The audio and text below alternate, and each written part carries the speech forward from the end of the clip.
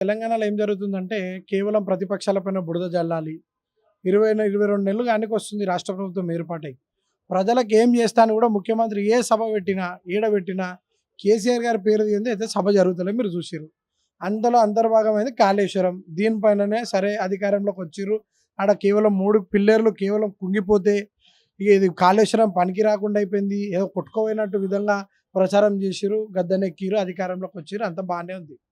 సరే PC Ghosh commission ఇచ్చిర్రు. సరే ఆయన ఒక సుప్రీంకోర్టు ఉన్నత న్యాయవాది పదవి చేసిన వ్యక్తి. సరే ఖచ్చితంగా ప్రజలకి వాస్తవాలు తెలియజేస్తారు. ఇది ప్రజలకు ఉపయోగం పడే ప్రాజెక్ట్ అని కూడా మేము ఆశించినాం.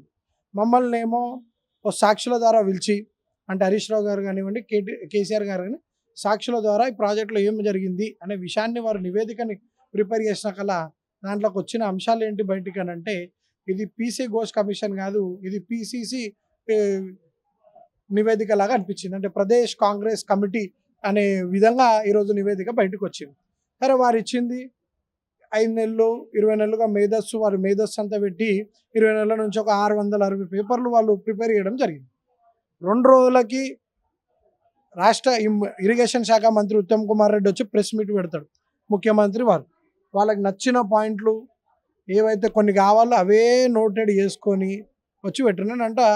నువ్వు ఈ రాష్ట్రానికి ఒక ఇరిగేషన్ శాఖ మంత్రి, ఒక గౌరవప్రదమైన పదవులు ఉన్నప్పుడు ఈ నీటి కేటాయింపులలో ఏవైతే ఉన్నాయో, ఈ నీరు మనకి తాగునీరు, ఖచ్చితంగా సాగునీరు, పరిశ్రమలకు ఇవి అందుబాటు అయ్యే విధంగా ఇది ఉందా లేదా అని కూడా విశ్లేషణ చేయకుండా కేవలం కేసీఆర్ గారి పైన బురద జల్లాలని చెప్పి ఇందులో ఏదో అవినీతి జరిగిపోయింది. ఇప్పటివరకు డిపిఆర్ బయట పెట్టారు.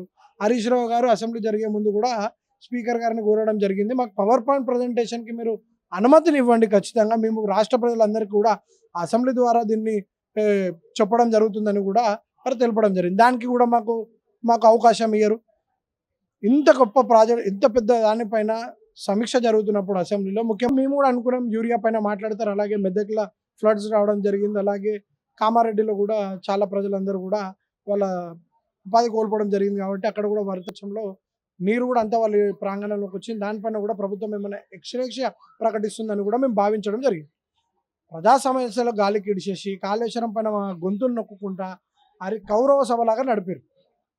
అసెంబ్లీ అంతా కూడా కౌరవ సభలాగా జరిపింది. కేవలం ఒక్క వ్యక్తి, ఒక రాముడు ఎలాగైతే మొత్తం ఏదైతే రావణాసుని సైన్యం పైన దడి దిగిండు, అలాగే ఒక రాముడు లాగా, ఒక నిజాయితీ గల నాయకుడిలాగా, ఒక కార్యకర్త, ఒక బీఆర్ఎస్ క్రమశిక్షణ గల కార్యకర్త లాగా, ఒక కేసీఆర్ వదిలిన బాణం లాగా అప్పటికి కూడా వెనక్కి తగ్గకుండా మీరు ఎన్ని గంటలకైనా చర్చలు పెట్టండి, అన్ని గంటల దాకా సిద్ధమంటే కూడా మధ్యలో మైకులు కట్ చేసుకుంటే ఎంతమంది మంత్రులు ఇంటరప్ట్ అయ్యారు.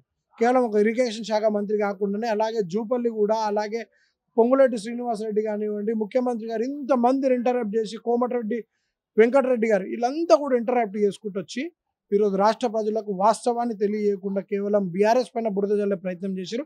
కానీ బయటకు వచ్చి కూడా గన్ పార్క్ వద్ద నుంచి లేదా అమరవీరులు వాళ్ళ వద్ద నుంచి కూడా రాష్ట్ర ప్రజలందరికీ కూడా వాస్తవాలు ఏమనేది కూడా తెలియజేసినాం. అవసరమైతే మీ స్థానిక సంస్థ ఎలక్షన్లో ఎక్కడ పోయిన ప్రచారం ఖచ్చితంగా ఎక్కడైతే అక్కడ పవర్ పాయింట్ ప్రజెంటేషన్ ఇస్తాం. కాళేశ్వరం అనే ప్రాజెక్టు పైన ప్రజలందరికీ కూడా వివరిస్తాం. ఇది కేవలం 3 పిల్లర్లు కుంగినంత మాత్రాన కాళేశ్వరం ప్రాజెక్టుకి పోయేది ఏం లేదు. ఎందుకంటే కాళేశ్వరం ప్రాజెక్ట్ ఒక మేడిగడ్డ పైన నిర్మించిన బ్యారేజ్ ఒకటే కాదు, దాని కింద ఉన్న అన్నారం, సుందిల్లా, మేడిగడ్డ ఇవన్నీ కూడా కాళేశ్వరంలోనే అంతర్భాగం అని కూడా మీకు అందరికీ కూడా రాష్ట్ర ప్రజలకు తెలియజేస్తున్నాం.